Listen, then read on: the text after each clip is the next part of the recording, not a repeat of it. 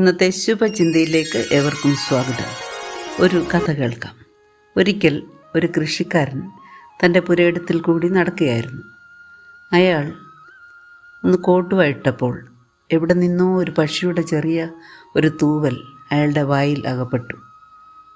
വളരെ ബന്ധപ്പെട്ടാണ് അത് പുറത്തെടുത്തത്. നോക്കിയപ്പോൾ അതൊരു അപൂർവ പക്ഷിയുടെ തൂവലായിരുന്നു. ഈ വിവരം അയാൾ തൻ്റെ ഭാര്യയോട് പറഞ്ഞു. നീ ഇതാരോടും പറയണ്ട, അത് ദുശകനമായിട്ട് ഓരോരുത്തരെ വ്യാഖ്യാനിക്കുമെന്നും പറഞ്ഞു. പിറ്റേ ദിവസം അവൾ ആരോടും പറയരുതേ എന്ന് പറഞ്ഞ് തൻ്റെ അയൽക്കാരിയായ കൂട്ടുകാരിയോട് മാത്രം ഇത് പറഞ്ഞു. ആ അയൽക്കാരി തൻ്റെ ഒരു സുഹൃത്തിനോട് ചോദിച്ചു, നിങ്ങൾ ഒരു കാര്യം അറിഞ്ഞോ? നമ്മുടെ അയൽക്കാരൻ്റെ വായിൽ നിന്ന് ഒരു പക്ഷിയുടെ ചിറക് പുറത്തു വന്നു. അയാളൊരു വെജിറ്റേറിയൻ ആണെന്ന് പറയുന്നത് വെറുതെ അല്ലേ? ഈ കഥ കേട്ടുകൊണ്ട് അതിലെ വന്ന വേറൊരു നാട്ടുകാരൻ പറഞ്ഞു, എന്നാൽ ഞാൻ അറിഞ്ഞത് അങ്ങനെയല്ല. ഒരു പക്ഷിയാണ് അയാളുടെ വായിൽ നിന്ന് വന്നതെന്നാണ് ഞാൻ അറിഞ്ഞത്. ഇത് രഹസ്യമാണ്, നിങ്ങളാരോടും പറയാൻ പോകണ്ട കേട്ടോ എന്നുകൂടി കൂട്ടിച്ചേർത്തു. ഒരാഴ്ചക്കിടയിൽ ആ മനുഷ്യൻ്റെ വായിൽ നിന്ന് അനേകം പക്ഷികൾ പുറത്തേക്ക് വന്നതായി നാട്ടിലെങ്ങും പാട്ടായി. അനേകർ ആ മനുഷ്യനെ കാണാനും എത്തി. അയാൾ ഗതികേട് കൊണ്ട് നാട് വിടേണ്ടി വന്നു. എന്താണ് ഈ കഥ നമുക്ക് തരുന്ന സന്ദേശം?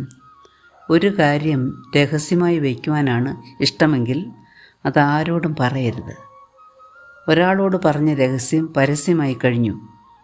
എല്ലാ വാർത്തയും ഒരുപോലെ പടരില്ല. കാരണം ഒരാളുടെ ഉയർച്ചയ്ക്ക് ലഭിക്കുന്നതിനേക്കാൾ പ്രചാരം തളർച്ചയ്ക്ക് ലഭിക്കും. ആളുകളുടെ ദുരവസ്ഥയെക്കുറിച്ച് സംസാരിക്കാനാണല്ലോ എല്ലാവർക്കും ഇഷ്ടം. കേൾവി സുഖവും വൈകാരികമായിട്ടുള്ള വാർത്തകൾ മാത്രമേ സ്വയം വ്യാപനശേഷിയുള്ളൂ. സ്വയം സൂക്ഷിക്കാനാവാത്ത കാര്യം മറ്റൊരാൾ സൂക്ഷിക്കില്ലെന്ന് നാം എപ്പോഴും ഓർക്കണം. ഓരോ വാർത്തകളും പരക്കുന്നത് അതാദ്യം അനുഭവിച്ചവരിൽ നിന്നോ അറിഞ്ഞവരിൽ നിന്നോ ആണ്. ഓരോ തവണ വിശദീകരിക്കുമ്പോഴും പുതിയ ക്രിയാവിശേഷണങ്ങളൊക്കെ കൂട്ടിച്ചേർത്ത് വളരെ വ്യത്യസ്തമായൊരു വാർത്തയായിട്ട് മാറും. അതുകൊണ്ട് രഹസ്യമായി വയ്ക്കേണ്ട സംഗതികൾ ആരോടും പറയാതിരുന്നാൽ മതി. അതിനുള്ള കഴിവ് ആർജിച്ചെടുക്കണം. ഗോൾഡ് സ്മിത്ത് എന്ന മഹാൻ പറയുന്നു, നാവിൽ നിന്ന് വരുന്ന വാക്ക് 6 കുതിരകളെ കൊണ്ട് തിരിച്ചു പിടിച്ചാലും തിരികെ കിട്ടില്ലെന്ന്. നാവ് ഒരു തീ തന്നെ, അത് ദേഹത്തെ മലിനമാക്കി ജീവചക്രത്തിന് തിരികൊളുത്തുന്നെന്ന് തിരുവചനം നമ്മെ പഠിപ്പിക്കുന്നില്ലേ? അതുകൊണ്ട് വിവേകമതിയാകുവാൻ ആഗ്രഹിക്കുന്നവൻ ആദ്യം പഠിക്കേണ്ടത് നാവിനെ നിയന്ത്രിക്കാനുള്ള വിവേകമാണ്. മറ്റൊരുത്തൻ്റെ രഹസ്യം വെളിപ്പെടുത്തരുതെന്ന് തിരുവചനം നമുക്ക് ശാസനം നൽകിയിട്ടുണ്ട് എന്ന കാര്യം നാം വിസ്മരിക്കരുത്.